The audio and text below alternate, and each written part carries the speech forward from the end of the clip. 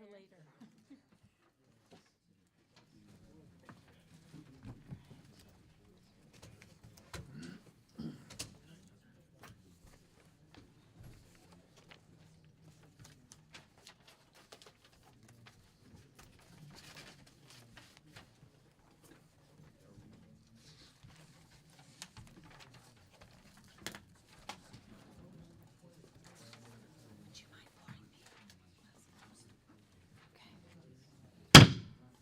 We're calling this meeting to order. This is the Morgantown City Council regular meeting. We're in Mon County Commission Chambers, 243 High Street. It's Tuesday, February 7th, 2023, and it's a little bit past 7 p.m. We're calling the meeting to order, and then if the clerk would please call the roll. Yes, Joe Lugano, Present. Bill Koecki, Dixie Vega, Here.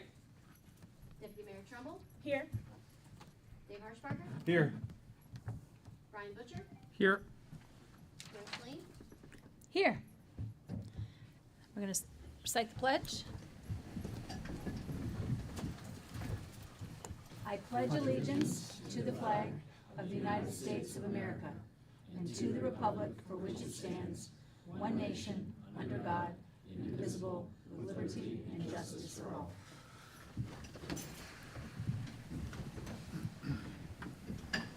Next is approval of the minutes. We have January 17th, City Council Workshop Meeting Minutes, January 17th, Regular Meeting Minutes, January 31st, Special Meeting Minutes, January 31st, Committee of the Whole Meeting Minutes. Are there any additions or corrections? Mayor. If we could move the January 17th regular meeting minutes to next agenda, I would, Okay, thank you. I thought I had only seen one Yeah. set of those. thank you. It is? So, Where? A, C, and D. So we're looking at A, C, and D under approval of minutes. Are there any additions or I corrections? think my name was spelled wrong. Counselor Joe, but it's missing the letter E. All right, well, let's get that corrected. So, with corrections. All right. Correspondence. I don't think we don't have anything for correspondence that I know of. Public hearings, we don't have any. Unfinished business, boards and commissions. We do have some boards and commission appointments this evening.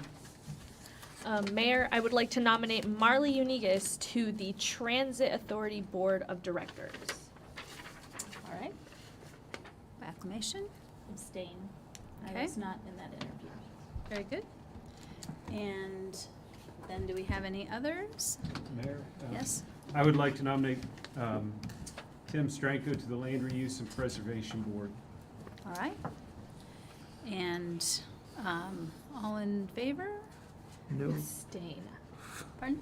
I said with stain, I was also not in that interview. Ah, there we go. And then other nominations. Mayor, I'd like to nominate William Plyler to the BZA, the Board of Zoning Appeals. All right. By acclamation. Yep. All right. And I don't think there are any others. Are there any others? All right. I think so. Nope, I don't think so. All right, now we're on to the public portion. This is the public portion, which will be subject to rules established by council and adopted by resolution. And, oh, we have a list. All right.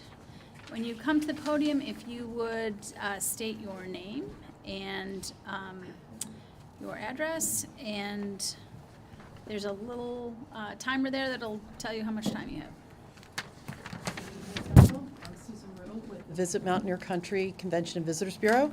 I brought to you this evening a thank you letter from for your donation of the millings that helped the facility to dramatically expand their parking area near the aquatic center and the track facility. That was tremendously helpful, not only recently with the Winter National event that we hosted, but also the other larger events where parking has been an issue up there and bus traffic. So this is a letter that I delivered a copy to everyone, and it is a sincere thank you from Jennifer Lanehart, Director of the Aquatic and Track Facility, Ron Justice, on behalf of the Board of Milan Park, and myself. We cannot thank you for the enough for the donation. There was a lot of community effort that went into making that improvement that we will all reap the benefits of moving forward. So thank you very, very, very much.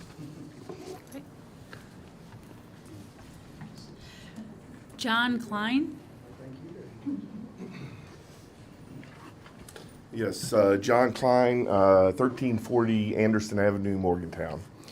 I'd like to thank the City Council for allowing public comment on issues affecting the community.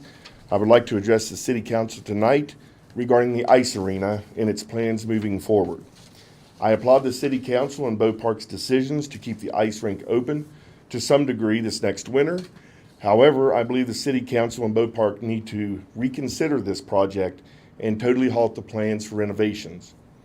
While I've been a hockey parent over the last 17 years and have visited well over 30 rinks, I come to the council tonight not as a hockey dad, but as a concerned taxpayer in this community. While the arena inside the boards is among the best you will see, the facility, especially for spectators wanting to see on-ice activity, is the worst I've been to. I would ask those individuals in the decision-making process to look at the presented renovations project logically. Anyone can see this is a bad deal for all those involved.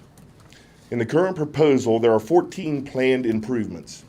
9 of those 14 improvements are actually replacing with new rather than renovating existing items.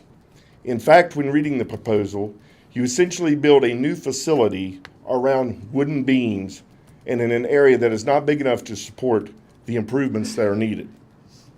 The current rink and its geographical location make it impossible for any meaningful renovation or expansion. A road and a steep bank on the front of the building and a steep descending bank on the back of the building will not allow for expansion. However, the main problem at the Morgantown Ice Arena continues to be the wooden support beams. Any plan formulated that leaves these beams in place are not needed and is a waste of the taxpayer money. I do not have any formal knowledge of this decision to leave these in the renovation plans, but have heard that they will not be removed due to their historic nature. Let me assure you they're not historic. They are hideous and have proven to be hazardous in other rinks nearby. The presence of those beams are the main contributing factor in making our rink one of the worst in the Mid-Atlantic. If the members of City Council and Bow Park have not attended an ice hockey game or a performance by the ice skating club at your current arena, then you have done yourself and our community a disservice. If you have not gone to nearby facilities, such as the rink in South Point, where they have a restaurant and a separate attached facility for soccer, lacrosse, baseball, or basically any indoor activity you can imagine, then you have done yourself and this community a disservice.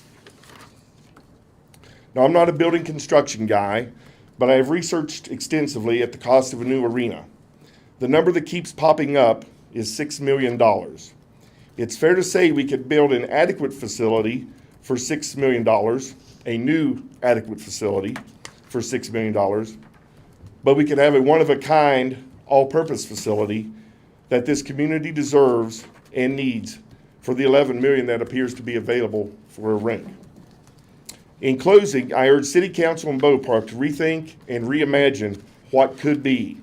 This is a once-in-a-lifetime opportunity for this community to build a facility that could host an ice hockey tournament on one side, an indoor soccer tournament on the other, and perhaps even a concert afterwards.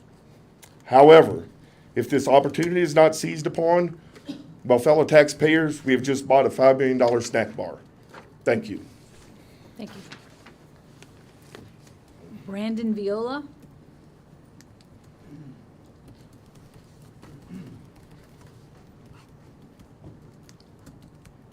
Good evening. My name is Brandon Viola. I'm the president of the Montague and Preston County Fraternal Order of Police.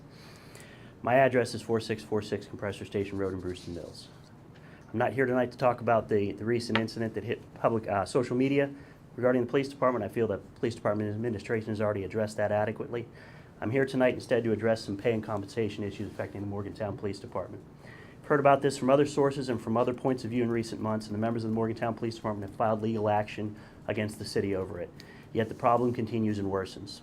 The City Employee Handbook and Compensation Plan has been touted by city administration as living documents that will be continually changed and corrected. Well, each correction that is made creates more problems. In a recent attempt to correct an issue with the compensation plan, an email was sent to police officers that stated in part, "As a part of our efforts to address staffing shortages in the police department, the city retained GovHR to survey area police agencies' pay practices. GovHR's report is attached. We recognize that police departments nationwide are having staffing issues, but we are working to fill available positions and may be competing with these local agencies for officers. To compete better, we have increased pay for probationary police officer to grade 6, step 29, and for police officer to grade 8, step 20. These pay rates are competitive with or above all other local agency pay. To preserve internal equity, other police officers' pay rates were reviewed, and they were increased as needed to put them in the same position they would be in if they started at these new grades and steps. So a police officer with 3 years of experience today now has the same pay rate as a newly hired officer who moves up 1 step each year. If an officer is already being paid a higher rate than they would be starting at the new rate, their pay is unchanged. So a police officer with 12 years in grade who is above grade 8, step 32 will not have their pay changed. The Human Resources Department will provide direct notification to each officer whose pay rate is changed." I think any reasonable person reading that email would say that means when an officer loses their probationary status, he or she gets pay adjusted to grade 8, step 20, and any officer already hired and off probationary status will have 1 step added to that for each year of service. It should be simple math. That is not what occurred. Instead, 23 police officers had pay adjustments that moved them to 1 or more steps below what their years of service would dictate. 16 police officers did not have any pay adjustments made for years of service.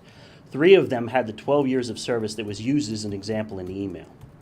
No changes were made to pay of any police officer in a supervisory role. One of those supervisors, a sergeant, is paid less than 11 of the police officers he supervises. He will have to get promoted 2 more times to the rank of lieutenant before he will be paid more than each of those officers he is expected to supervise. These changes have ostensibly been implemented to create a system where pay is based upon responsibilities borne and duties performed. Yet through the newly defined promotions process, if any of those 11 police officers who make more than that sergeant gets promoted to sergeant, he will be paid more than any sergeant currently is. So a new officer, new sergeant, will be paid more than someone who's already been a sergeant for more than 3 years. Due to a recent retirement, a promotions exam for sergeant and first sergeant is scheduled for February 22nd. There are 3 sergeants eligible to take the test, and none of them has signed up for the test. What used to be more than a $1.75 pay increase for that promotion has been reduced to a 48-cent pay increase. It no longer pays for a sergeant to give up his seniority and rank to get promoted. If a sergeant does not get promoted out of that rank, a new sergeant cannot be promoted, and the department will be short 1 supervisor. 3 more supervisors are projected to retire by the end of the year. This will have a snowballing effect, and by the end of the year, the department will be short 4 supervisors. The pay and compensation plan is creating a situation where there is not any incentive for senior officers to continue to be employed at the Morgantown Police Department, and there is not any incentive to get promoted. So very soon, the Morgantown Police Department will be comprised of inexperienced officers with no supervision. This will cause a breakdown in public safety, and it will be the cause of the Morgantown City Administration and the new undecipherable practices. Thank you for your time. Thank you. Kimberly Davis.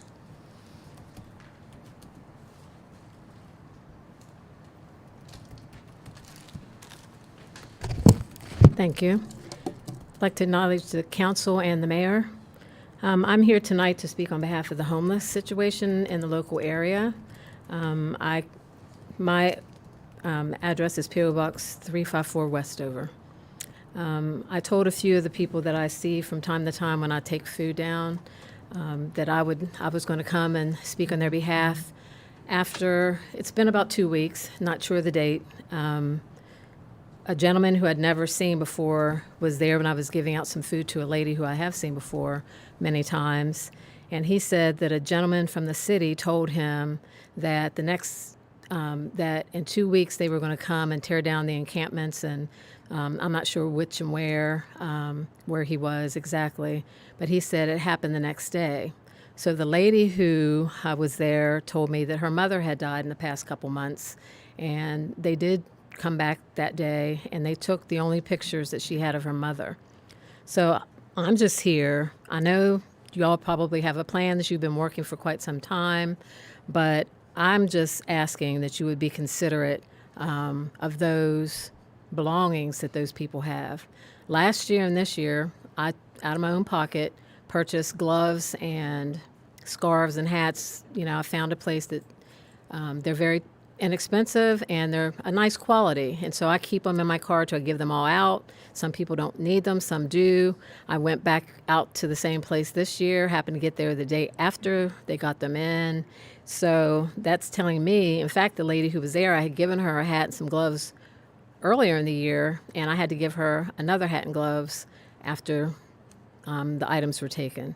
So I'm just asking for a little empathy. You know, homelessness is increasing if we look across the nation and all the storms and the things that are occurring throughout the nation and around the world. More and more people are being displaced, and the little piece of neighborhood that I have is right here. So I'm trying to take care of a few people who have gotten to know me a little bit. And so I did come. I'm going to let them know I did come and speak on their behalf.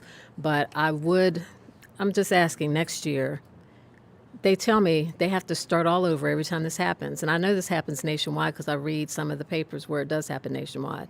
I mean, imagine if you only had so many belongings and they were taken and you have to start all over.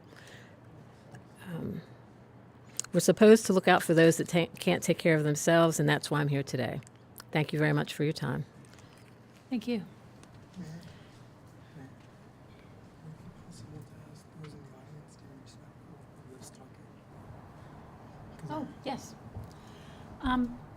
Please, everyone who's here, be respectful of whoever is speaking, whatever they're speaking about. James Giuliani.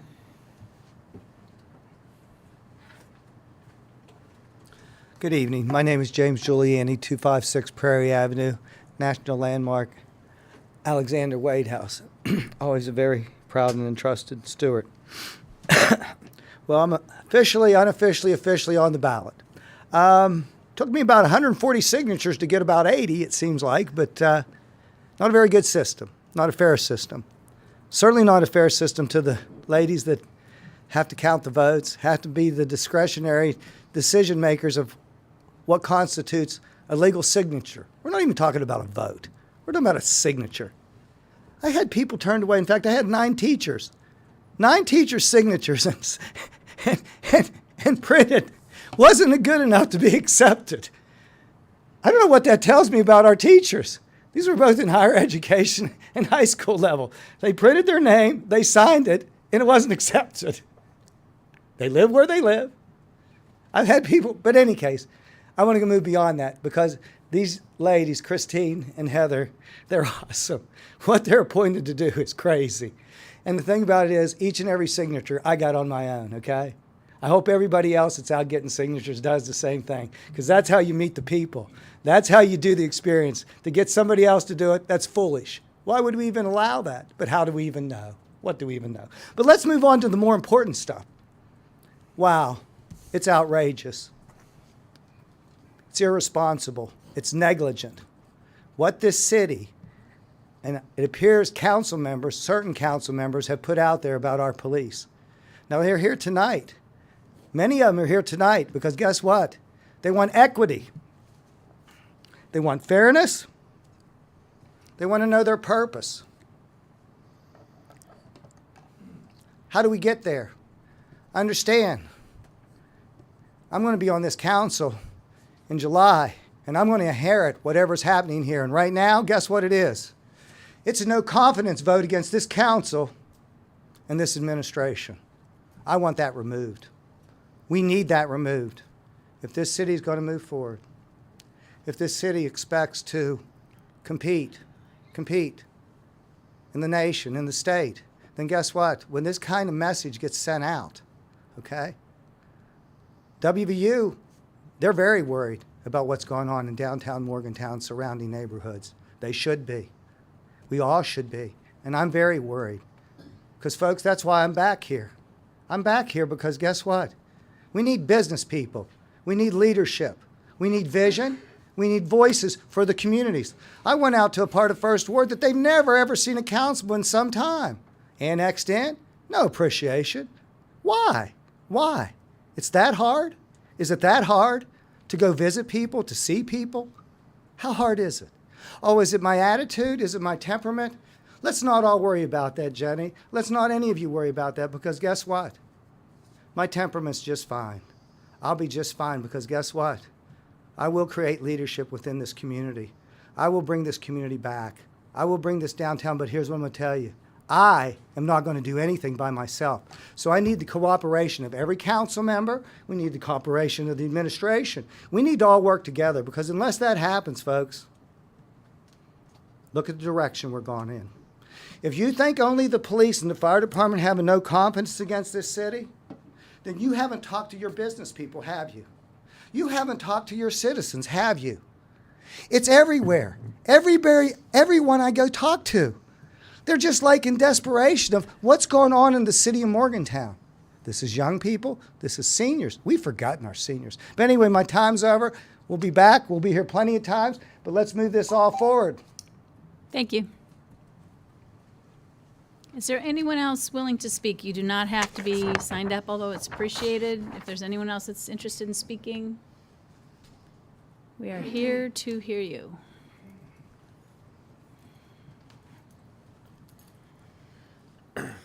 My name is Brian Hunley.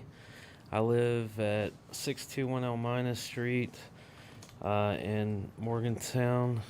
Greenmont, the better Morgantown town. But I'm a small business owner in Greenmont, and I'm representing the Greenmont Neighborhood Association. And we want to thank you all for your public service for this great city of Morgantown. The Greenmont Neighborhood Association takes great pride in our little town. We have a lot of big plans to make the town better. We're looking forward to working with you all to make our neighborhood beautiful. We were thinking about things like a Greenmont sign, making Brockway a little nicer, the bridge, and I'm not sure what you guys have control over and what you don't have control over, but we're also thinking about maybe little pocket parks around town, like where structures have been torn down, to where we can like put some whether it's a dog park or a park for kids to play, just to make our town look nicer. So but yeah, I'm here to kind of represent the Greenmont Association, and just wanted to thank you guys, and looking forward to making it nicer. Thank you. Is there anyone else who is interested in speaking this evening?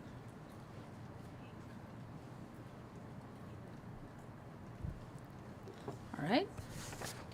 I'm going to close that public portion.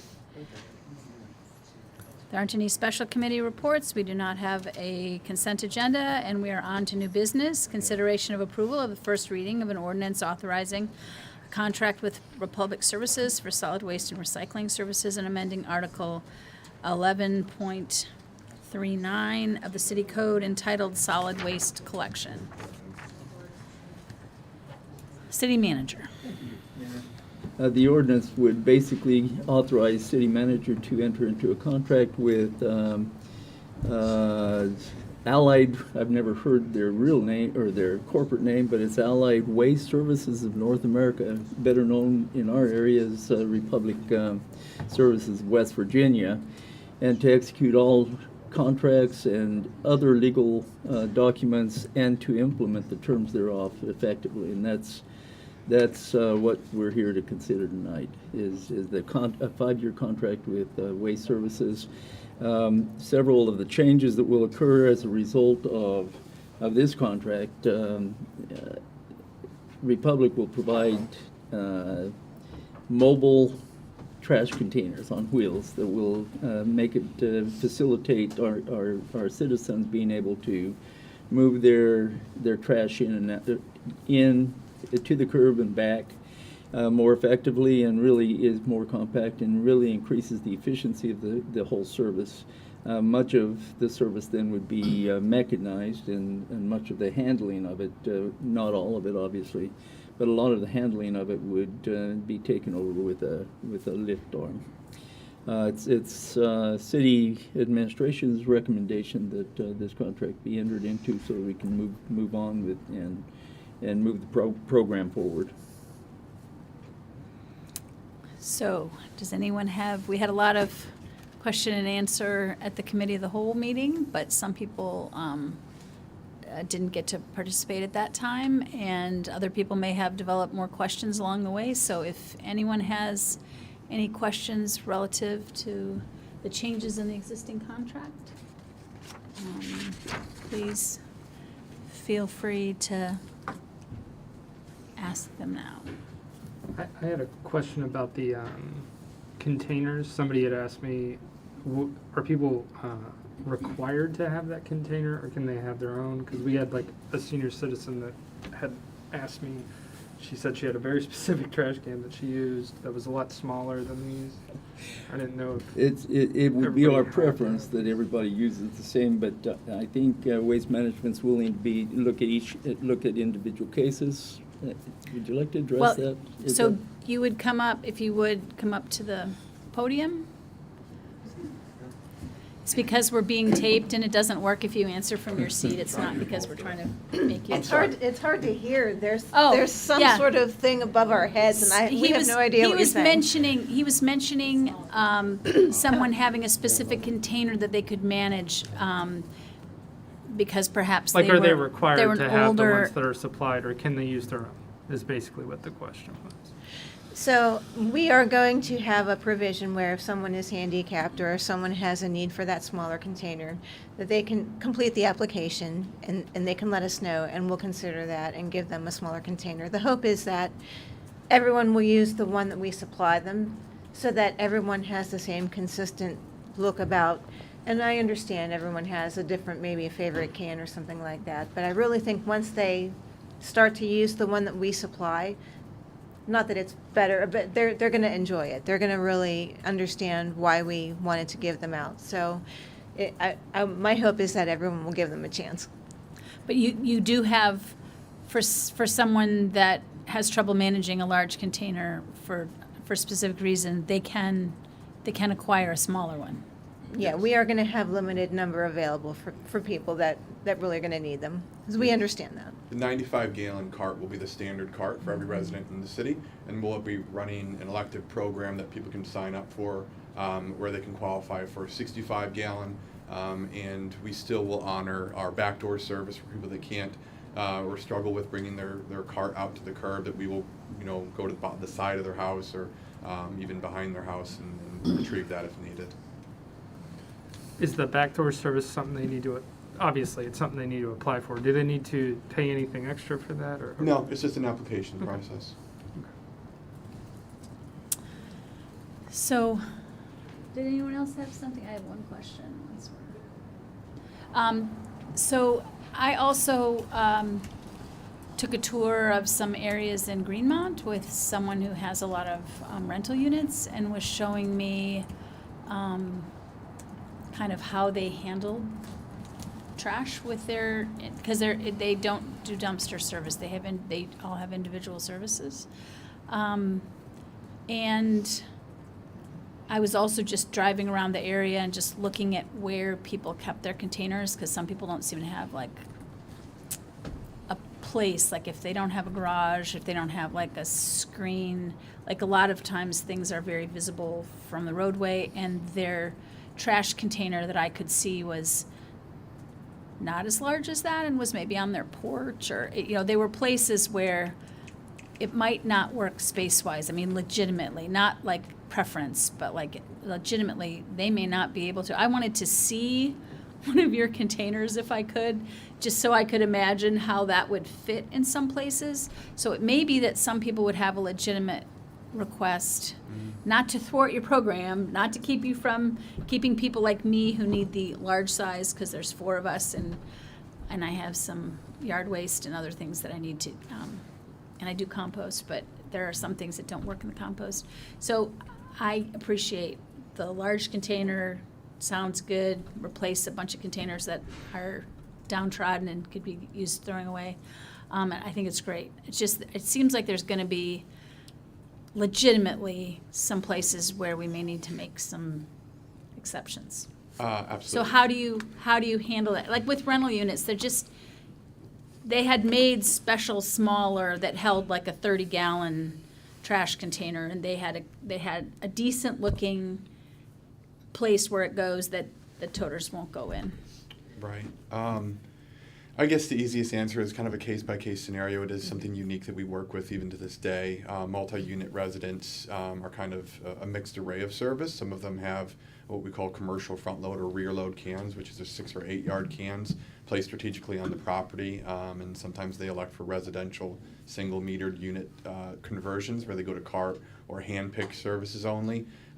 So we do have field reps that we can send out to each commercial property where those issues are likely to be encountered, and we're going to try to do site profiles in each one and try to come up with custom plans for each one that might not work. And I realize you can't do a whole city that way. I mean, you're going to be doing a whole city that way, but that you're wanting to have people convert over, and I'm ready. But I can see just by looking at places like Greenmont and some places in South Park that are just tight for space, that it's going to be, It's absolutely there's going to need to be some customization, or you're going to, the person said, well, if you drop them all off, they'll just come and ask you if you please pick them up again because there's nowhere to put them. And they weren't saying it mean. They were just saying it from a practical standpoint that, that size just doesn't fit everywhere. Yes, yeah. We've been working on the kind of the logistic background of this for a while now, and visiting and talking to other large municipalities in the area and throughout the Northeast.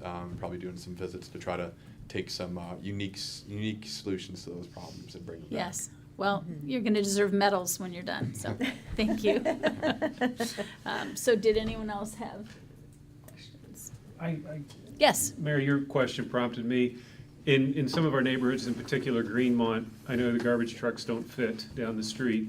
And could you just explain how, is it a pickup truck that you send down the street to pick up the canister and recycle material? So we actually have 4 different styles of trucks that service the city because of a lot of those unique features, either the weights of the roads, the size of the access, the types of the cans that need to be serviced. Introducing these carts is kind of the step of getting a little bit closer. So I can't say exactly which truck. I'm pretty sure there's a mid-size Packer and then a pickup truck that does roll through Greenmont on different days, hitting different sections of it. Each one of these trucks will be set up to handle these cart systems. Once you see the carts, or if you've seen them around, there's a metal bar about mid-size of it. And most of our trucks are outfitted with what they call cart tippers, including the pickup trucks. Okay. So they just roll behind the truck, and the truck itself will pick up and dump the truck. So the size of the truck, it doesn't have any major significance in the management and the service of the carts. Great. Thank you.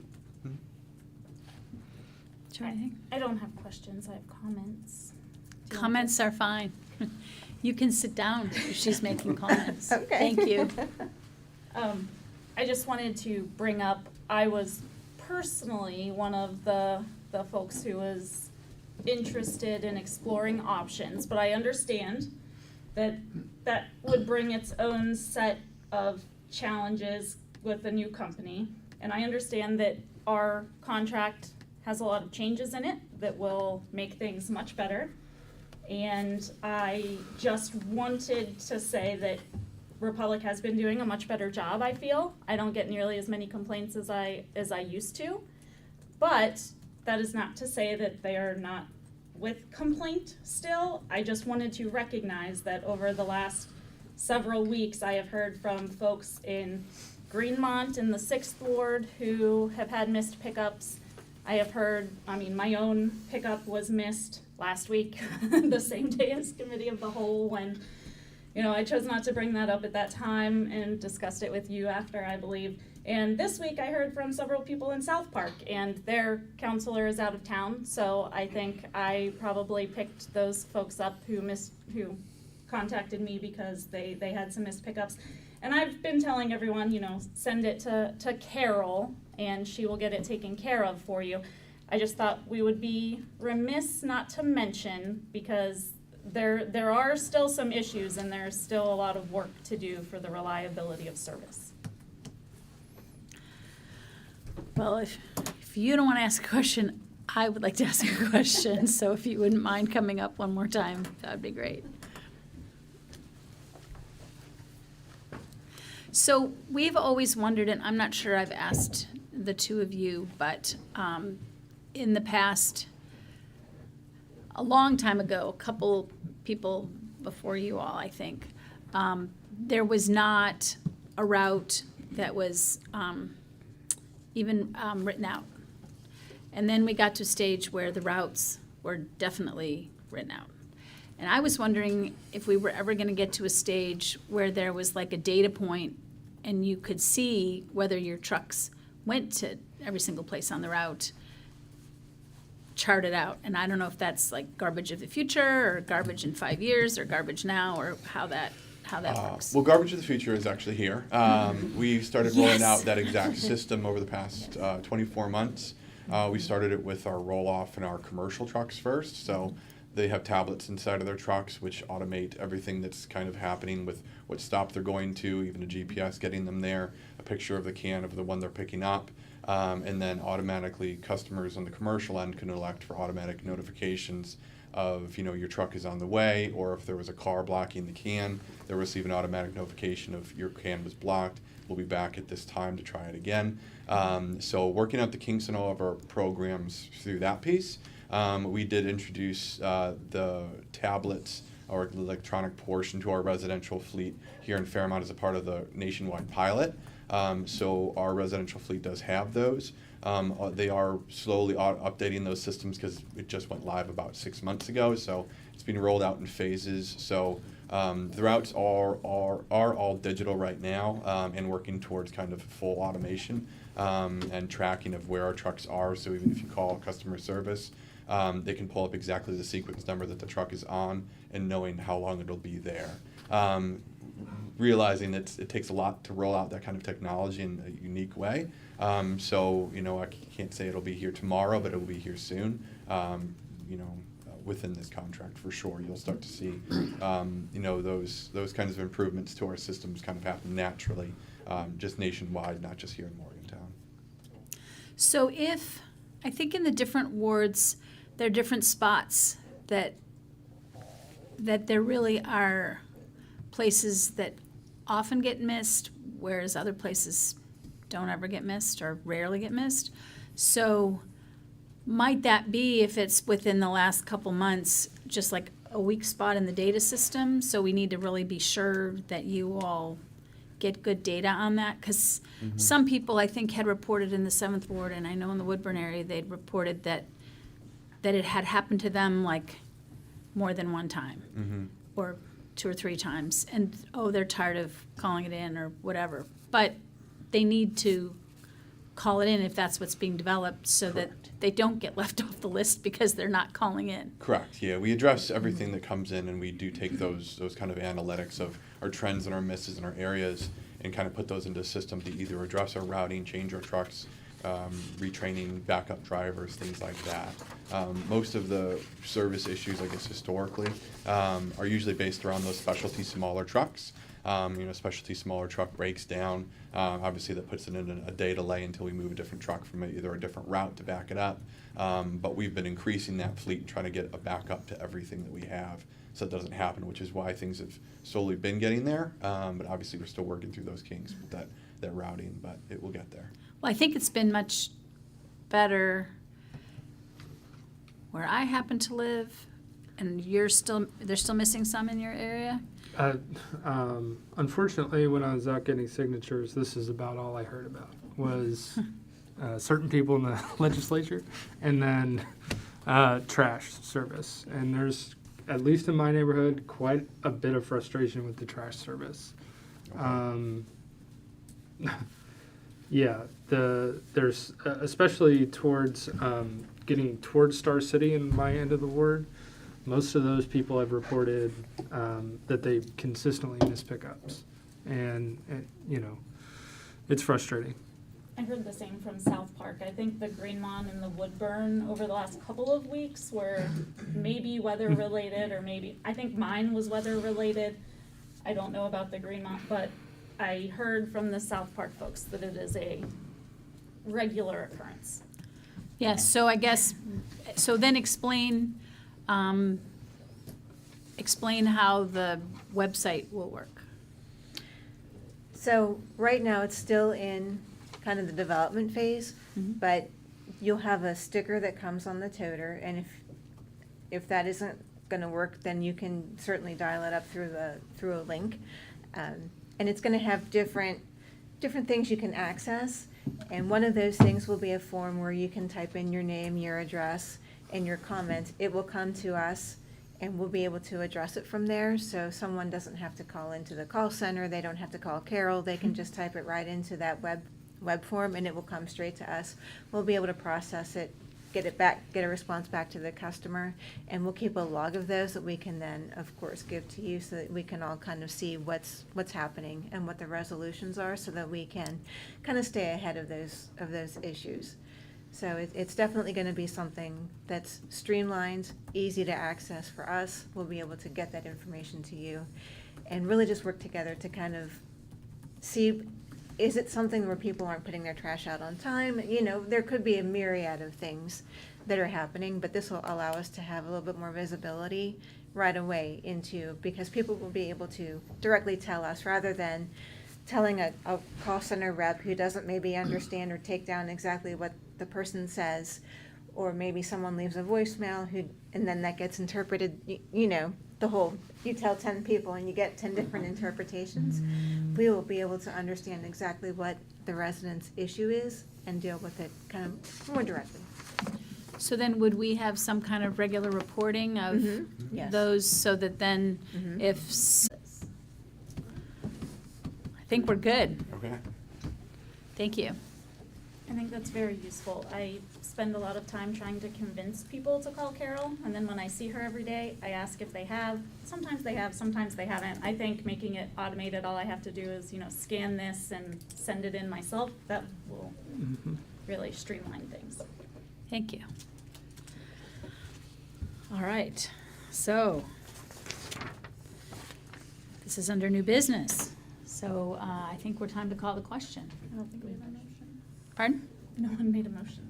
Oh, yes, a motion would be in order. Make a motion to approve the contract. Thank you. Is there a second? Second. Thank you. And then if the clerk would please call the roll. Yes, Joe Lugano? Yes. Ixia Vega? Yes. Deputy Mayor Trumbull? Yes. Dave Harshbarger? Yes. Brian Butcher? Yes. Mayor Celine? Yes. Passes unanimously. On to the next reading. Consideration of approval of first reading of an ordinance providing for the zoning reclassification of certain parcels of real estate in the second ward of the city of Morgantown from B1 Neighborhood Business District to B4 General Business District, amending Article 1331 of the Planning and Zoning Code of the City of Morgantown as shown on the exhibit hereto attached and declared to be a part of this ordinance as if the same were fully set forth herein. City Manager, Thank you, Mayor. tell us what this is about. There was a hearing held on the 13th of January of this year by the Morgantown Planning Commission, which a vote of 5-1 was taken to recommend to City Council to approve this reclassification of property. The three parcels that are in question here are 261 Willie Street, 544, and 552 North Spruce Street. It might be beneficial for our planning director, who has been on this project from the very beginning to maybe give an overview so that all can understand where we're at. If it please the council. Yes.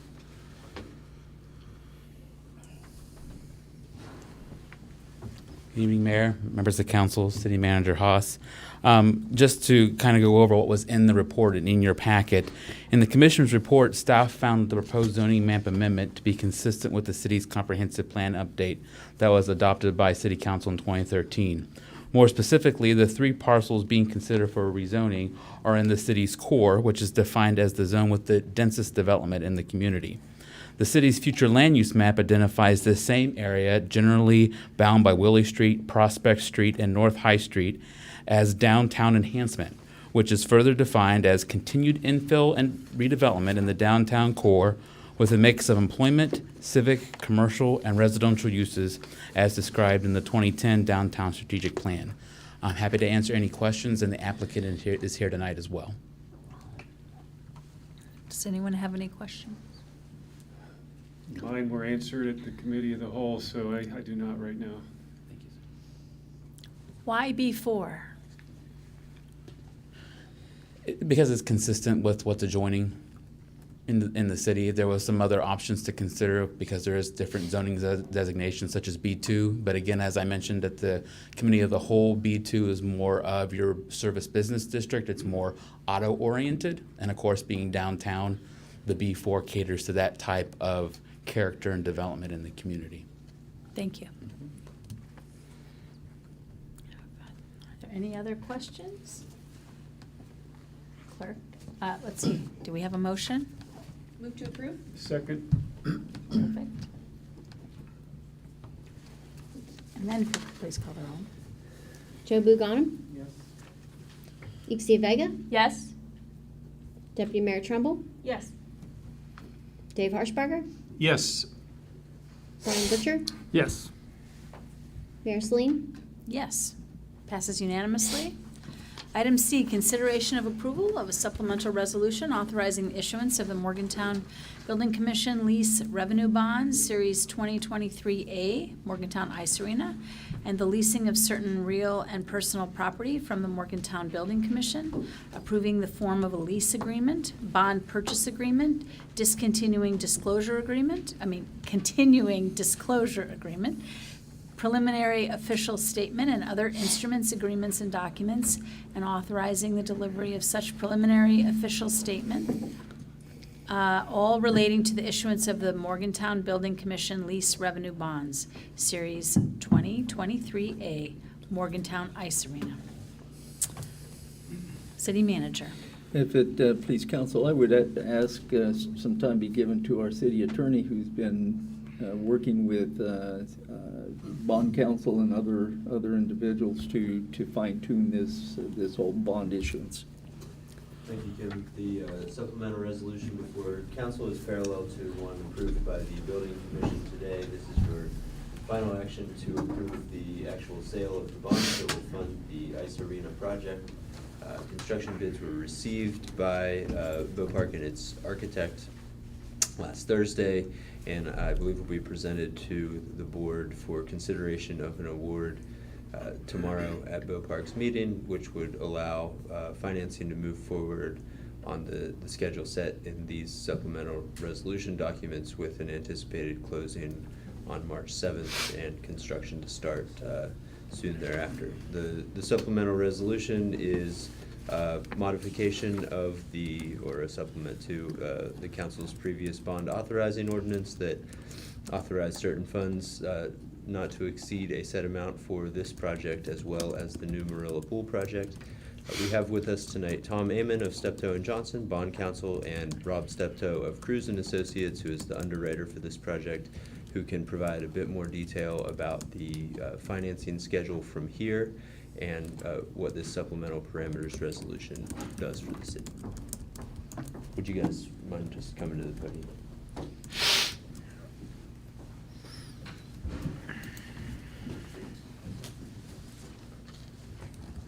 Good evening.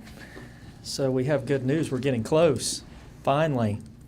So as Ryan had mentioned, we do have the bid results.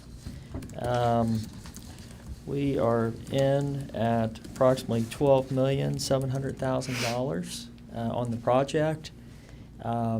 We've been through the ordinance. The supplemental resolution is follow-up with basically the detail. So we've drafted all the main documents, and the resolution approves the basic form of those documents and execution and delivery by Mr. Hawes and the mayor.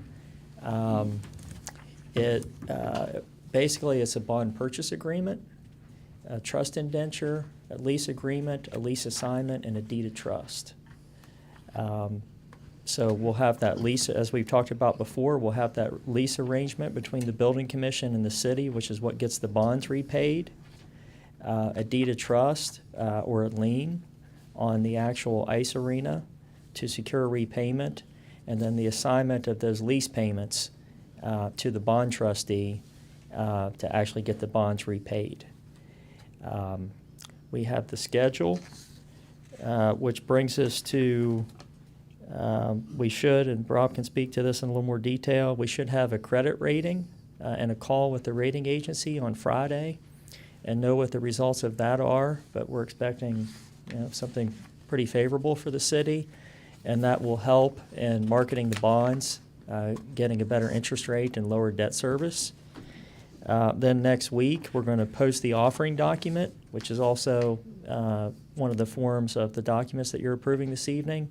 So the preliminary official statement, that's basically the book report for the bonds. That tells the bondholders exactly what the project is, what the security is, everything that they'd want to know about what they're purchasing. And that's the basis for their decision. So once we post the offering document next week, then we have a period of marketing the bonds where crews and their very fine workers on the desk will start making phone calls to accounts, get people interested, get the best terms possible, and then that'll get us to a pricing of the bonds on February 23rd, Thursday, and that's the actual sale date. And so they'll lock in the accounts and start writing tickets with those purchasers. We'll have a call with the city manager, appropriate building commission representatives to go over the results and get a final approval for that, at which time the bond purchase agreement would be signed, and we'd lock in those terms. And then we move to closing, which we'd be signing documents on March 7th, and then funding the transaction 2 days later on the 9th.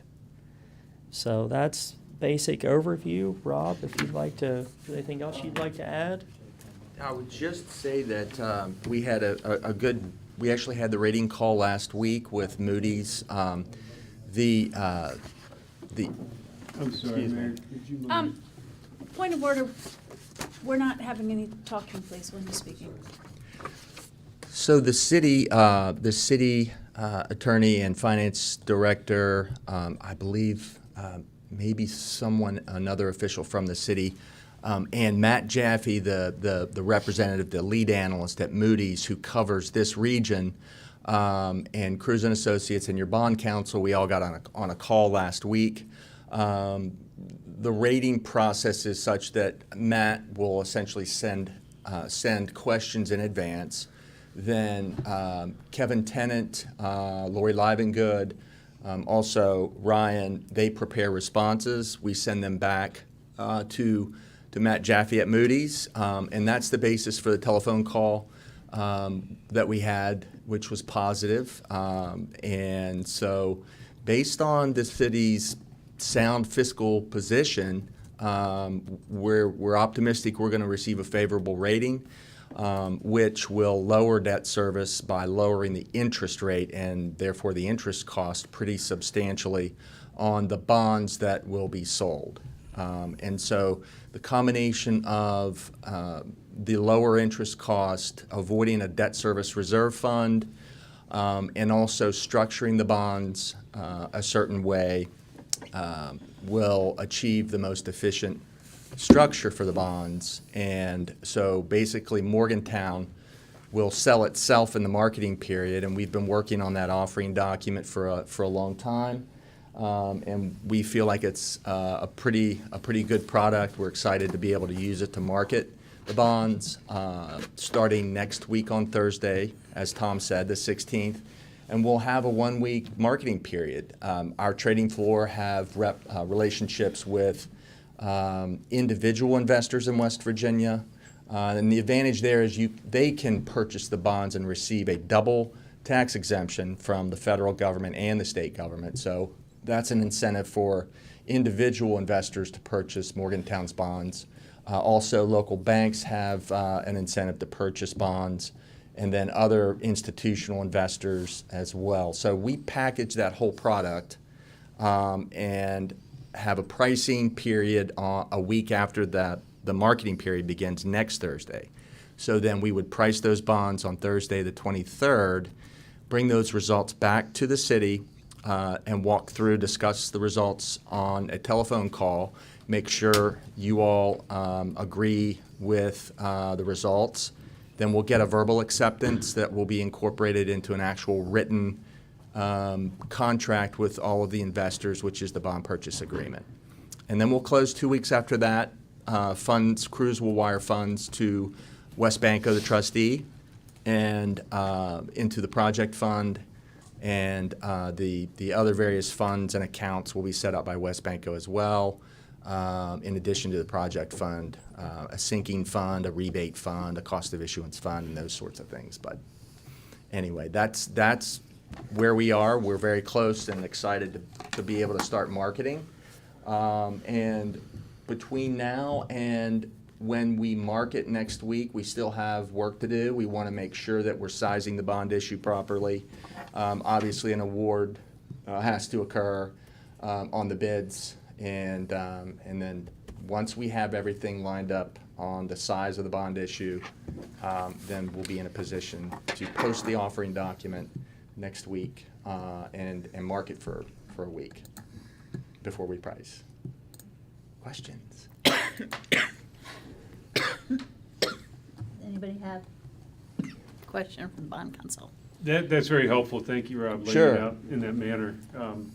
And so from an interest rate standpoint, we'll learn that then when you get the information back in a week in terms of then establishing the length of loan and length of payback on the bond. Yes, we right now we even have preliminary sort of rates in the bond market, municipal bond market as of today, for a credit rating that we think it's going to come in at, and so that's a low 4, so 415, 428 range right now is where we see the interest rate, effective overall interest rate, because there are serial bonds for each maturity, or they could be term bonds longer out on the yield curve toward final maturity.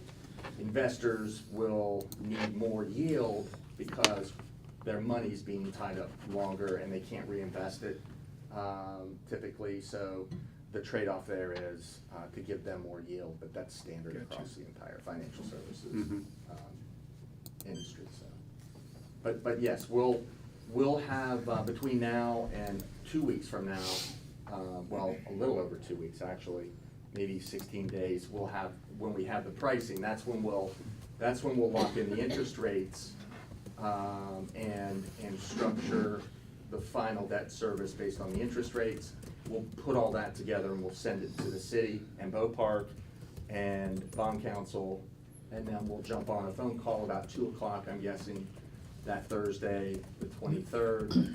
We'll probably have the pricing period between 10 a.m. and 11:30 or 12 Thursday morning. So a couple of hours after we price, but we'll send you all the final numbers, so you'll have an hour or two to review them. Then we'll hop on the pricing call at that point. Great, thanks. Is there anything else you all want us to know about, or we're good? I think that covers it. I think that covers it unless there's any questions. Any other questions? What question do you have? An unanswerable question? No, I think this is clearly still a hot button issue, as it has been since I joined the Beau Park Board in 2018. we're going to have to be able to justify whatever decision we make right here. So for the sake of transparency for the public, I'm not sure if it's Tom or Rob or Attorney Simonton. Can we go over the bids that we got, the number, the cost breakdown? Because we did split that bid into 2 different projects. Does that come up tomorrow at the ballpark meeting? Well, I mentioned that it would have been great if we had had the ballpark meeting before this, but I was told that was out of order. So why don't we talk about that at the Boat meeting? Because we don't have our director here, and I think it's scheduled to be talked about at the Boat meeting. Okay. You're the chair of the Boat board, but I just was thinking that was the order, that this was, we're talking about bonds, and then we're talking about the bid tomorrow. When we're talking about cost, I would think that a broadcast public city council meeting would be the appropriate place to talk about that. But that's. So I did go over the. As Tom already mentioned, the anticipated bid amount that would be funded and the project fund that Cruz and Associates is looking at to fund is an anticipated $12.7 million project cost based on the bids that came in Thursday. My understanding, those are being evaluated by the project architect, but that's the proposed cost of the project, or the anticipated cost of the project. Does that include the, so there's some alternates. Does that include the alternates? Yes, and those are our options for Vote Park at its meeting, and you'll be receiving a recommendation for their administration. But I did send council this morning the basic bid tabulation from the project architect on those. There's a base bid amount on the main bid, plus add alternate number 1 for an additional set of locker rooms, and add alternate number 2 for additional storage space, and then a separated bid for the chiller system. Yes. So does the 12.7 include the 2 add alternates, or that's? It includes I don't have that pulled up right now. It includes the base bid plus add alternate number 1, which is for the addition of the locker rooms, and it includes the chiller system as well. Okay. So we can choose to go under the 12.7 if we don't choose to do the add alternates. Mayor, if I may, from a. Yes. 2 of the alternates, one actually adds money and one deducts money. So it would actually be considered a deduct alternate instead of an add alternate. Right. So it just really ultimately within the funds of the bonds allotted, ultimately with Park at the meeting tomorrow, they would be essentially awarding the base bid, and either with no alternates or by selecting an alternate or one or the other. I don't think they would be both of them, because I think they almost cancel each other out. So it's just kind of a strange terminology within how they put out those bonds or put out the bid documents whenever you're not entirely sure how those numbers are going to come in. And right now, in all different walks of construction, prices have been highly hard to get a grasp on before your bids are actually opened. So my understanding that this is within 10% of what was expected? That's correct. That's right. And I've been involved with 4 or 5 new construction projects since COVID and the pandemic, and nearly all, either all or most of them, had construction budgets that ended up being higher than the preliminary cost estimates. These were city public buildings, courthouse annexes, 911 emergency response centers, sheriff's offices, and so on and so forth. So these are the realities of the construction environment, I think, that we're in right now. And 10% was kind of an average of what I occurred, think or some of them were much higher? Some of those were higher in our case, on those four or five that we've worked on over the last 3 years. Some as high as 30% more? Or 25, I think. 25% Yeah. more? Yeah. It's as Emily said, it's really hard to get a read on that. I think 10% bid overrun is pretty low based on what we've been seeing in the last year. 20, 30, 40% wouldn't be unusual. So 10% I think is not beyond the realm of possibility, probably actually a fairly good result. So are you all comfortable with the bids that have come in and the financing that's available? Well, it's not really, I mean, it's not my role, it's not Rob's role really Okay. to speak to the costs of the Okay. project. We can tell you what we've seen on other, Right. we can share experiences, which I think we've done. We can talk about coverage factors on bonds. I guess more like coverage factors, not Yeah, like whether and you so approve Rob, of spending that they've amount of run money on a numbers, and project. Rob's got those numbers. Yeah, what we've done is we've worked from the maximum authorized not to exceed amount of 29 million. And if you were right now to get in the market for the ice arena project, the all-in cost is roughly around 13 million. So that leaves you 16 million. The preliminary cost estimates for the Marilla Park pool project were around 10.9 or 11 million. So if you assume 10% on that, that's another 1.1 million. And then on top of that, some transaction cost, which is just part of every bond issue to pay the professionals involved in the financing. I think you're going to come in under that 16 million after the ice arena is financed. I'm just trying to put some perspective on it and how we see it. The other thing that helps with the annual debt service is how you structure the bonds, whether it's a 25-year or a 30-year structure. With a 30-year structure, you're going to have lower annual debt service, and you're going to have more surplus after the annual debt service for the ice arena and the pool projects are paid each year. So When is that choice made? Which choice, ma'am? 25 or 30 year? Between now and when we market the bonds in a week? Soon. Yes, ma'am. All right.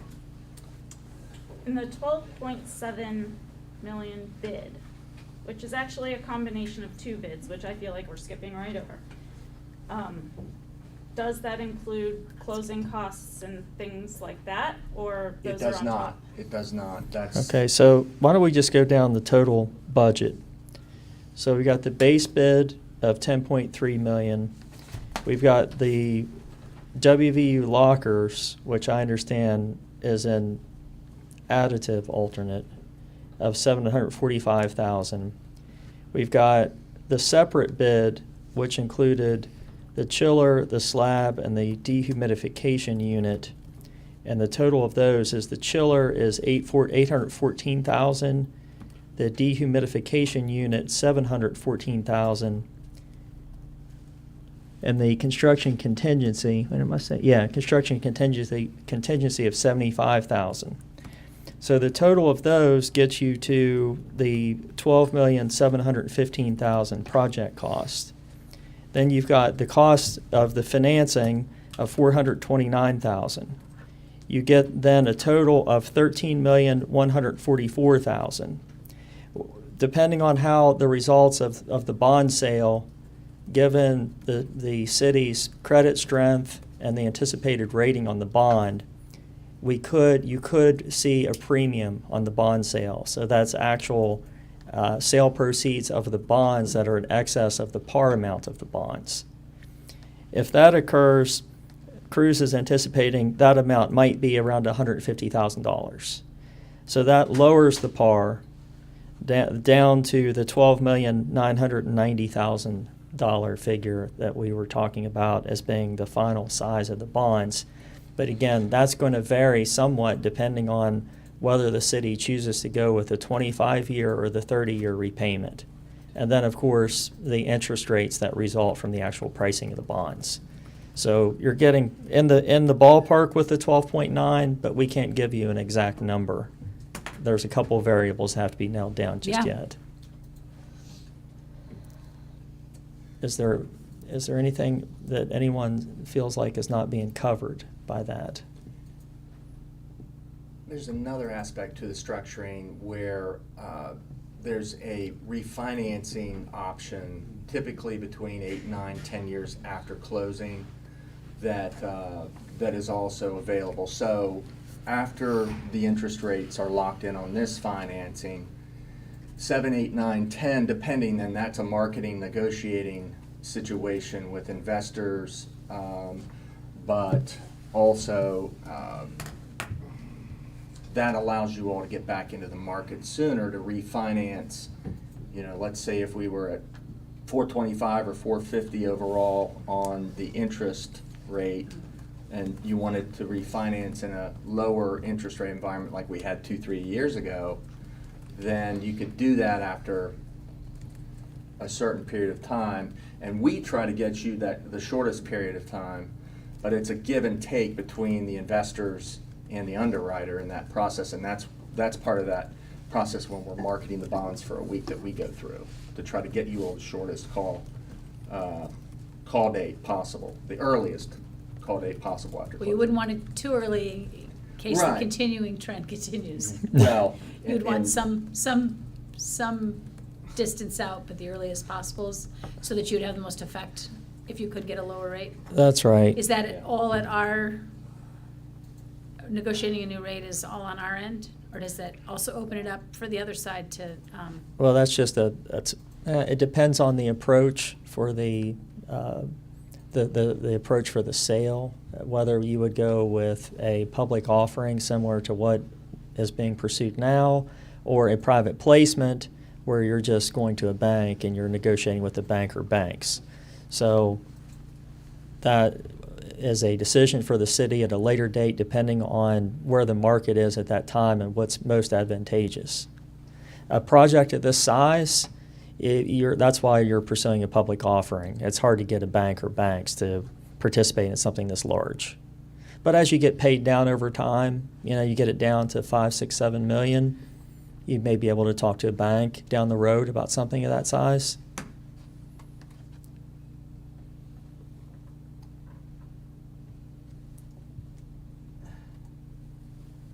so what other questions do we have now that we've been talking about the size of the project and the cost of financing, and we have a final number? Okay, any other questions, or do we have comments? To be very upfront, I'm very uncomfortable that we only got one bid out of 4 companies who attended our pre-bid informational meetings. But if that's a more appropriate conversation to have at Bow Park You can during have that. bid award, If I you're- will save it If for you're wanting to tomorrow. speak about it now and you've half spoken about it, feel free to completely speak about it, because here we are.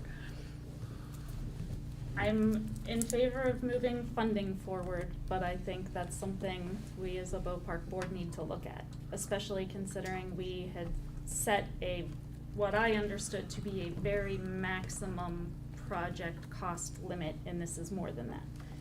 And I'm looking through the Bow Park informational materials for tomorrow, and we as a Bow Park board have not received anything on the bids yet.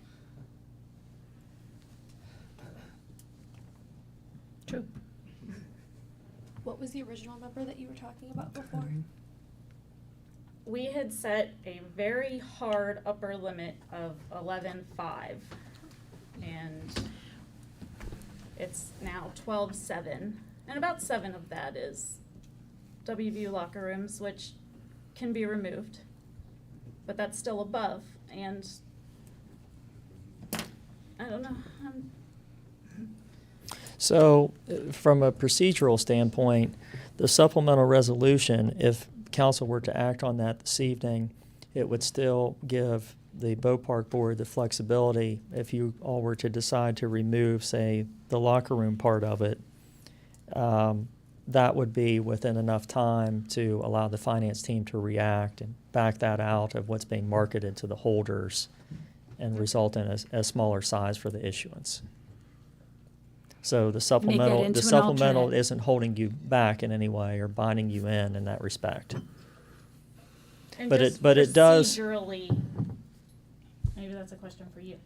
Procedurally, not saying one way or the other, but the Bow Park Board could fail to award that bid altogether and put it back out if that was the choice, right?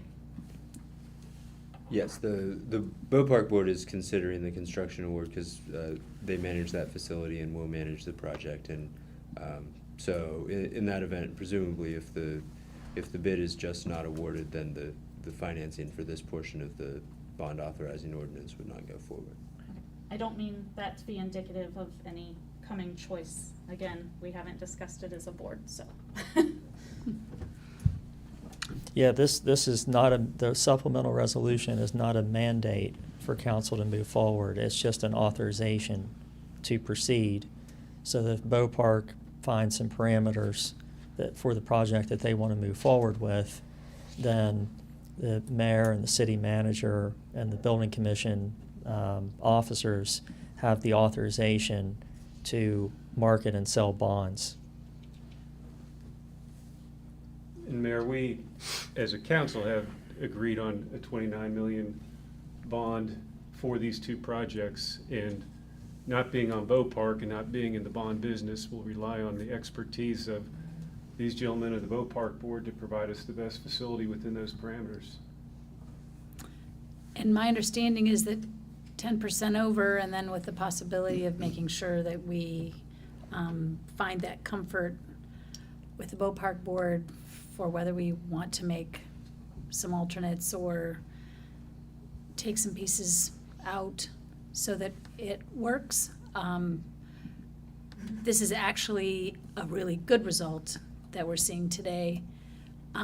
Even though it's over what we expected, it was not 20 or 30% over, it was 10% over, which is good for right now. The one thing that I think Rob and I could both say over time from doing a lot of these projects is generally you're going to see over time, you all know what I'm going to say, costs going up. You don't see with the passage of time costs coming down, regardless even of any extraordinary circumstances. Material shortages, there's always something going on, so that those prices always seem to be going up. Yep. Deputy Mayor? Yes. I know Deputy I'm not the Mayor. deputy mayor, I'm just saying, yes, please Yes, speak to everyone, so including the deputy To mayor. clarify your concerns, is it that you're privy to one bid, or is it that we There's- accepted one bid? There's only one bid. Correct. Nothing has been accepted yet. Right. And there's only one bid that is on the agenda for tomorrow to be considered? On our agenda is bids, Ice Arena Improvement Project. But yeah, so the concern isn't necessarily a cost, it's the okay. Thank you. I just want to clarify what your concern was. I share your concern.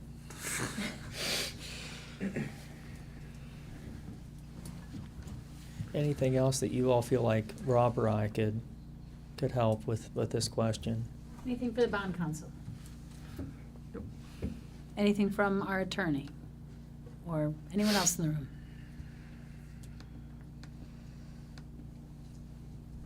You know, we'll do whatever you all want to do, Rob and I. I mean, you guys don't want to move forward, you Well- want to move forward, I mean, we're here to support you I all. want to see the project through to completion. Good Yeah. idea.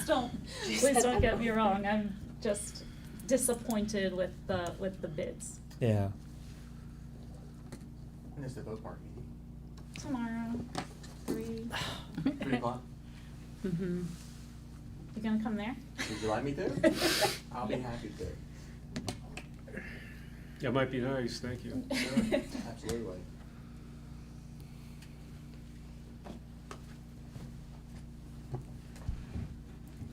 Move to approve. Second? Thank you. Clerk, if you please call the roll. Yes, Joe Bugon, Yes. Ixia Vega, Yes? Deputy Mayor Trumbull, Yes. Dave Harshbarger, Yes. Brian Butcher, Yes. Mayor Sleen. Yes. Passes unanimously. Until tomorrow. We'll see. More questions. You can ask questions, but let's keep this project moving. Consideration of a ruling on, this item D, consideration of a ruling on vacant structure, 400 Beechhurst Avenue, and my understanding is that the building has been removed, has not been removed, is that correct? On that issue, if you don't mind, I'd like to ask. You bet. Our legal attorney to Yes. advise us. Thank you, Kim. Thank you, Mayor. This is a council ruling on a request for exemption from the Vacant Structures Code. As a reminder, there is a state enabling legislation that authorizes cities to have vacant structure registries and also requires that exemption requests be heard by the city council. When the city council here's a request that supports that the structure involved is unable to be occupied by the owner through no fault of their own for a set period of time, the council will grant that exemption, and otherwise they will not. This structure is at 400 Beechhurst Avenue. City Council received an application from the owner indicating that the property was leased to an operating business that was planning to demolish the structure and build a new structure for the purposes of their lease, and provided City Council with a time frame during which they expected that demolition to occur, which has now passed. The proposed order before Council indicates that the applicant has not met the threshold showing to establish entitlement to an exemption from the vacant structure registration because they have not shown that the building is unable to be occupied through no fault of their own for a set period of time, in accordance with the rules Council has adopted for making those types of showings, and in particular in this situation because the property is already actively under lease, but renovations that have been scheduled or represented have not moved forward. So the proposed order before Council tonight would deny the exemption request, and the structure would remain registered as a vacant structure.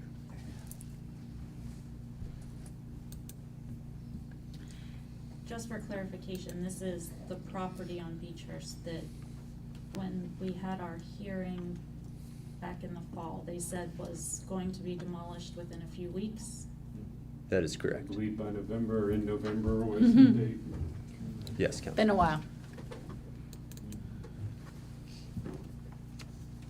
So if Council entertains a motion to approve the proposed order, that would have the effect of denying the exemption request. I would make that motion, Mayor. Second? All right. And is there any more discussion? Otherwise, we will call the roll. Have we had more contact with this gentleman? Is he still intending to demolish? I have followed up by email twice with the applicant, and the city's building official has also been in touch with the applicant asking for the submission of an application for a demolition permit for the building. We have received responses, but those responses have said that the application would be forthcoming. And so far as I know, as of the last time I checked with the building official, the application for demolition has not been submitted.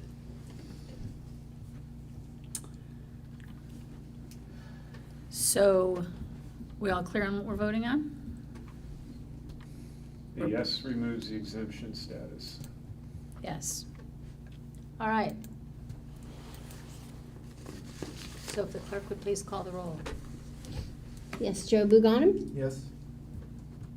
Ixia Vega, Yes. Deputy Mayor Trumbull, Yes. Dave Harshbarger, Yes. Brian Butcher, Yes.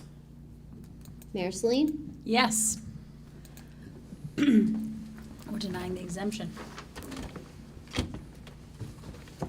Unanimously. City managers report. Thank you, Mayor. Just a couple of items for council. One is that staff is working on, we've discussed over the last year and a half how to utilize the ARPA funds that have been allocated to the city. And there was a strategic plan use of those, the first half of those funds that was approved by council last spring sometime. And that project, or that plan, that strategic plan for the use of that first section of ARPA funds has been implemented. Some portions are more successful than others. But since that time, there's been other discussion in terms of the use of the additional ARPA funds for other projects within the city, and staff is working on putting together and compiling those discussions and recommendation to council as to how the balance of those ARPA funds might be utilized for your approval and input and change, whatever you want to do with it. We anticipate that will be available to you within the next week or two. Next week, just the other item, just as a reminder, next week is the Municipal League Conference in Charleston. If you haven't signed up, I think it would be a really great opportunity for us to meet with our legislators and have a voice there at the state level.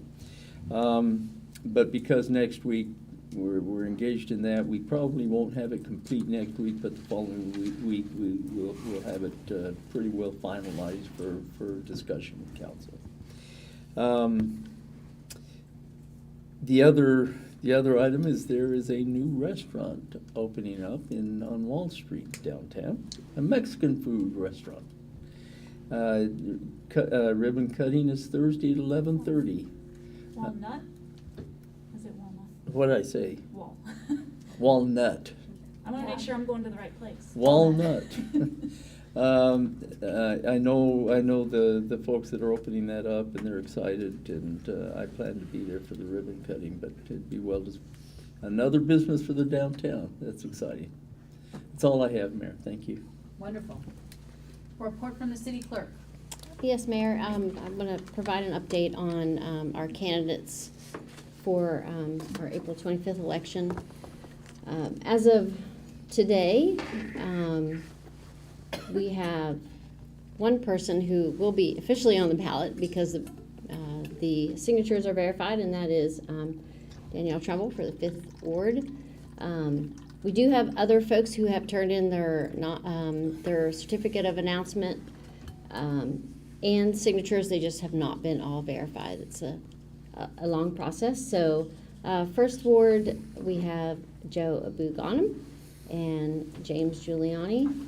3rd Ward is Louise Michael. 5th Ward, in addition to Danielle Trumbull, we have Marley Yanegez, and then 7th Ward, we have Brian Butcher and Ben Mail.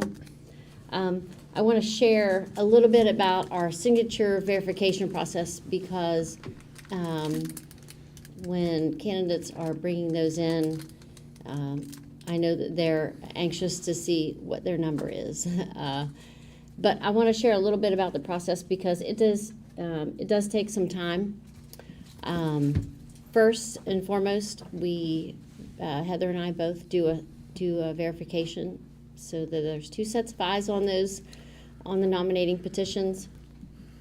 We ensure that that person who has signed the nominating petition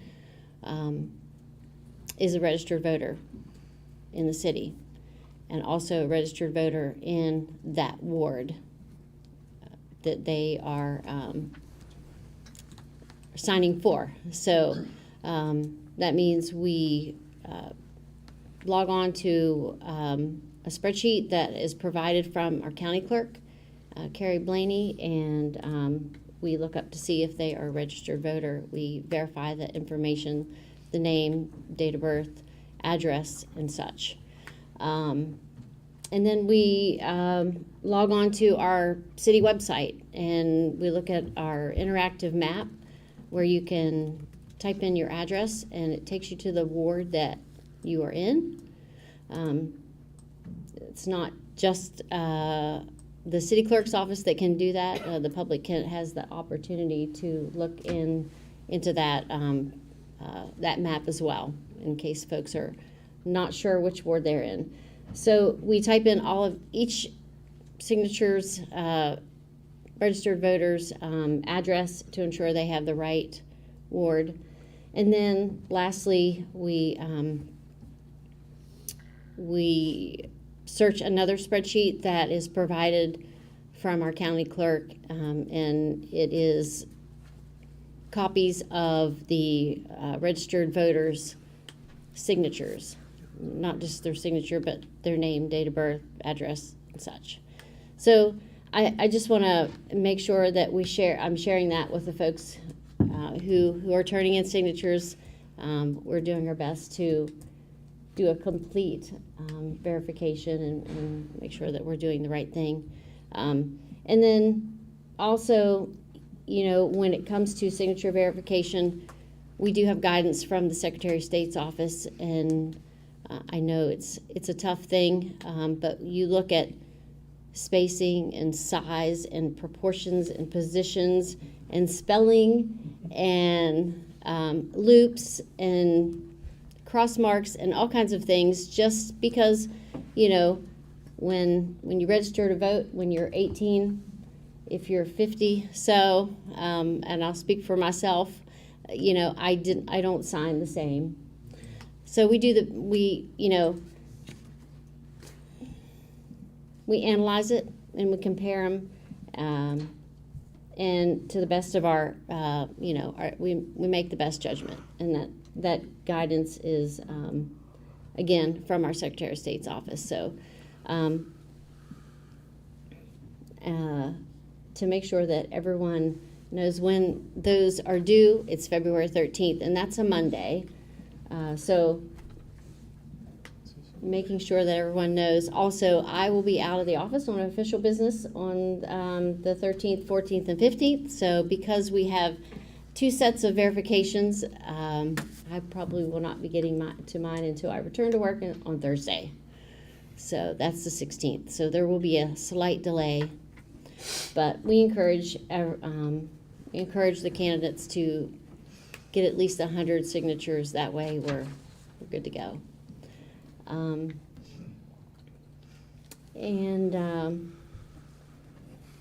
Lastly, the Police Civil Service Commission will be holding their entry-level police officer exam on Saturday, March 11th, 2023 at 9 a.m.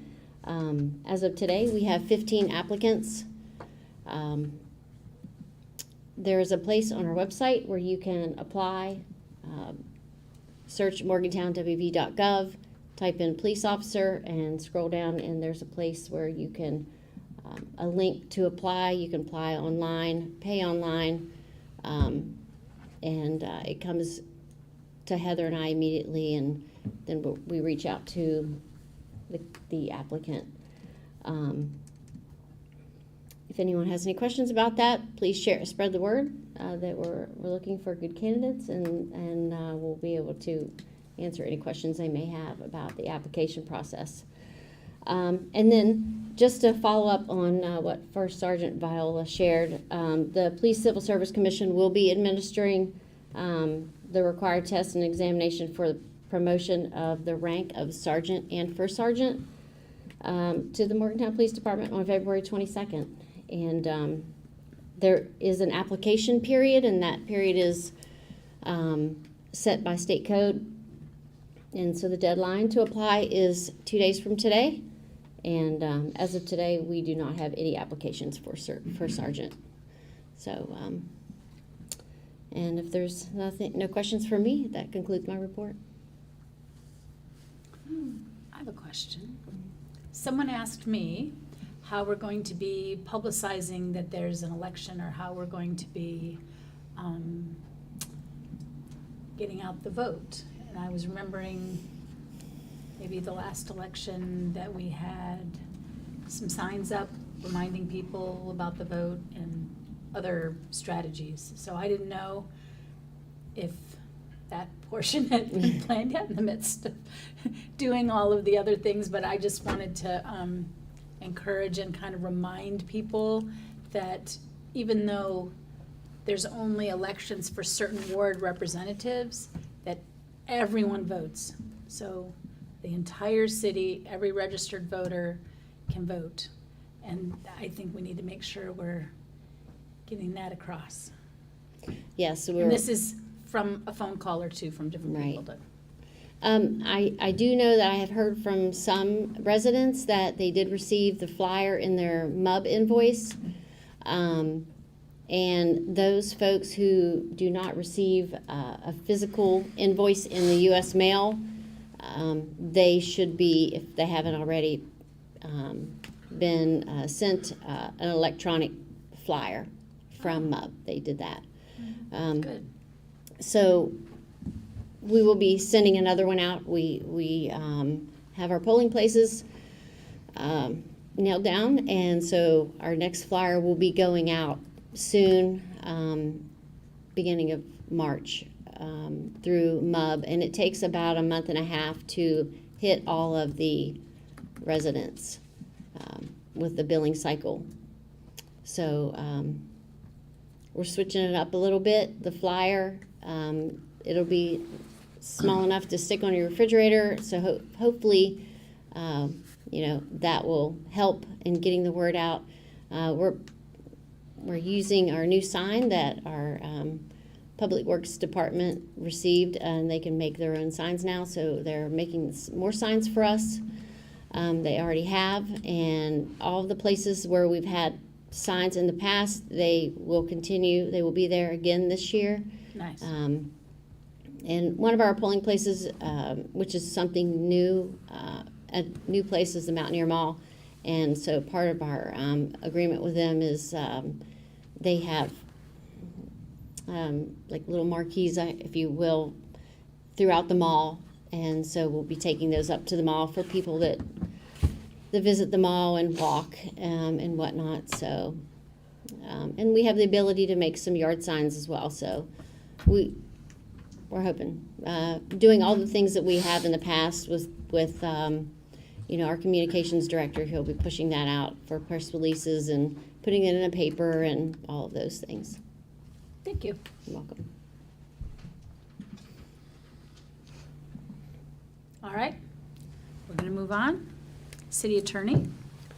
Thank you, Mayor. On the upcoming Committee of the Whole agenda, we can expect to have for Council a proposed ordinance that would annul a portion of the existing First Street and dedicate additional right-of-way, which is how we're proposing to accomplish the companion project to the relocation of Campus Drive that DOH will be managing beginning this spring. This will relocate the First Street right-of-way between Beechhurst Avenue and the street parallel the rail trail and facilitate a better intersection there with Campus Drive and Beechhurst, as well as better traffic flow around through that parallel street. We've now received the design from the engineer on the project, and we'll be ready to prepare transaction documents to get that moving forward. We also received a request from staff assigned to the Urban Landscape Commission for a change in the membership requirements. We'll be working on the ordinance to address that request and present that to council at the Committee of the Whole as well. And with that, I do not have anything else to report this evening. Great. I have a note about that to ask about that. So I'm glad I don't have to ask, because now I know that we're changing the membership. Thank you. Report from city council members. Councilor Butcher, would you like to start, please? Sure. I can do that. So I have a few events to talk about. So this Sunday at 123, there will be a beer and hymns that will be supporting the warming shelter. I think they do that don't know if they do that every Sunday or once a month, something like that. And this one in particular, this will be the second one that they're having supporting the warming shelter. And then on the 20th, 123 also will be having an event. The Facebook page, or the Facebook event page has all the information for that, but also benefiting the warming shelter. So we appreciate that support for those efforts within the city. I think it's been great to get out into the neighborhoods and see people while getting signatures and getting an idea of all the things that are important to people because they don't often get to make it to a council meeting. And like I said earlier, there's a lot of trash issues, a lot of issues. We're also in the middle of legislative session, so that's probably top of mind for people. But so there's a lot of concern with what's going on at the legislature right now. I think a lot of us have those same concerns with not a lot of the issues that we feel are important and can help the state move forward are being addressed. And that's unfortunate to see at this time. But I did appreciate both our mayor and deputy mayor being at the Capitol to speak against a pretty horrible bill, 2007 recently. So I appreciate you guys being there and talking up Morgantown. I especially appreciated the deputy mayor's comment about us being one of the only communities that's growing. Just My best moment. Well, I would argue otherwise. She had to get when that your in there. snark comes in handy. Yeah, my sarcasm pays off. I do, switching gears, I do continue to be, to have questions and to seek greater understanding about what happened on, with officers' involvement in front of the Chipotle. And I do hope that we can get a better understanding of why they felt that that was a necessary action to be taking place in someone. It was not, to my mind, something that was necessary. And I hope to have greater communication from our department about that in the coming days. But that would conclude my report for tonight. And Mayor, just two items. I had a chance to tour the Fleagle Dam as it's in the process of filling last week, and it's an impressive asset for the community. And hopefully we can schedule another time for other councilors to take a look. It will be a couple months before it reaches full capacity as it hits its different rise and hold stages to demonstrate its safety features. And the other is that MRTC, the Monorail Trail Conservancy, is looking at lighting that will continue from the amphitheater, basically at the Deckers Creek Bridge, traveling south all the way down to the Marriott Hotel parking garage. And there are 2 grants being used for that, and we're looking at the spacing of the lighting poles to potentially cover that distance, as opposed to what was maybe initially proposed that was a little shorter distance in nature, but because of the ambient lighting from the surrounding buildings, we think we can cover that distance and get it down there. So Damian Davis with the city is working with our engineering firm and on the design of that currently. So hopefully we can have something out by next year, or perhaps the end of this year. So that's all I have. Wonderful. Deputy My Mayor. To address a few things said during public comment, I am not going to make any accusations because I don't know the situation, but I do hope that we are following our encampment policy, and my understanding was we kept items that appeared to be more personal or documents or things like that. So I would just like us to double check that that is being done, because those things are not replaceable. And I was very discouraged. I don't know what the word is, to see First Sergeant Viola here complaining about the pay increases, and specifically the issue with the sergeant making less than the folks that he is supervising, because I had heard about that from an employee weeks ago and had taken that concern to administration and was told that it was not the case. So I do hope that we will take a closer look at that now that the policy has kind of been rolled out and sent to everyone, because that is something that I had asked about. I heard about that, and from a different officer than was here speaking about it tonight.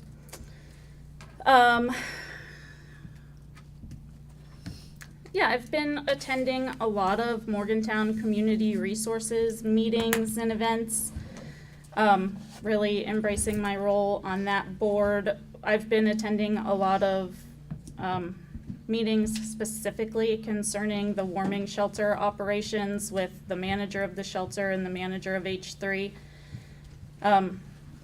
There is some concern there, not only for getting through the rest of this season, but we're also working to put together a task force to start, as soon as this season wraps up, we need to start looking towards next season, because there will not be room at H3 for the kind of numbers that we're seeing again. We're using borrowed space for this, and the Salvation Army has kindly donated that space, but it's my understanding that that's not going to be available moving forward. So we really need to figure out what the plan is going to be for next year and start working on that sooner. As Councilor Butcher mentioned, there will be an event at 123 on Monday, February 20th at 5:30 p.m. I've been working very hard with the owner of that establishment, and Councilor Butcher has joined us. We've secured some food and drinks donated by local individuals and businesses so that all sales of those things can go towards maintaining the shelter for the rest of this season. And we've got some entertainment lined up, folks that are donating their time, so I hope that everyone will come out and show a little support there. It should be a fun time, but also kind of enlightening as we discuss some of the issues that are going on. I also attended a downtown visioning session with the mayor. Was that yesterday, day before? I don't know. It all flows together. So it was really great. It was yesterday. We clearly feels like a long time we ago. clearly know that there's a lot of issues ongoing in our downtown, but it was really great to get together with some stakeholders from the partnership in Main Street and business owners and property owners, and really look towards a positive future and what we anticipate downtown looking like. So I really appreciated being included in that. Councilor Butcher also mentioned the mayor and I attended Mon and Preston County Day at the legislature last week and had a lot of really good conversations, I thought. We spoke with DHHR and Commerce and the Treasury and several senators and TOH and yeah, and as Councilor we represented our area, let me tell you. We did a good Councilor job. Butcher mentioned also, I did speak about what I thought were some real misplaced priorities. I don't see the legislature necessarily addressing a lot of the concerns that I hear as an elected official. So I look forward to going back to Charleston on Monday, Tuesday, and Wednesday with some folks from the city and pressuring our legislature a little more with the municipal league. So. Thank you. Councilor Vega. So I don't have too much to report. I've been traveling back and forth for work for the last 2-3 weeks. So it feels good to be here. I could kiss the roads of Morgantown for how terrible the traveling has been. So I'll just keep it brief. On Monday, February 13th, there are 2 events happening downtown. At 3 p.m., the MAC is hosting and I might pronounce this wrong, Ikebana, which is a Japanese floral arrangement for Valentine's Day event at 3 p.m. and this is going to be at the MAC. On the same day at 7 p.m., 123 Pleasant Street, Morgantown Now is hosting a Valentine's Day potluck event.